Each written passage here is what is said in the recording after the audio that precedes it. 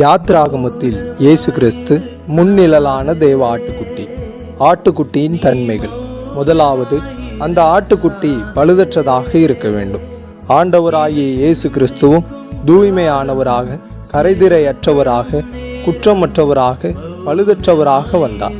இரண்டாவதாக, பஸ்கா ஆட்டுக்குட்டி பழுதற்றதா என்று 4 நாட்கள் பரிசோதிக்க வேண்டும்.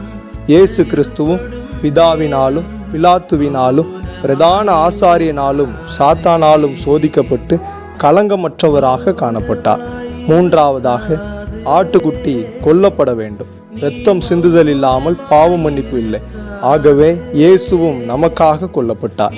நான்காவதாக, சங்கார தூதனால் பாதிக்கப்படாதிருக்க ஆட்டுக்குட்டியின் இரத்தமே அடையாளம். இயேசு கிறிஸ்துவின் சிந்தப்பட்ட இரத்தத்தை விசுவாசிப்பதன் மூலம் நாம் இரட்சிக்கப்படுகிறோம், மறுபடியும் பிறக்கிறோம். நாம் இயேசுவின் இரத்தத்தால் மட்டுமே இரட்சிக்கப்படுகிறோம்.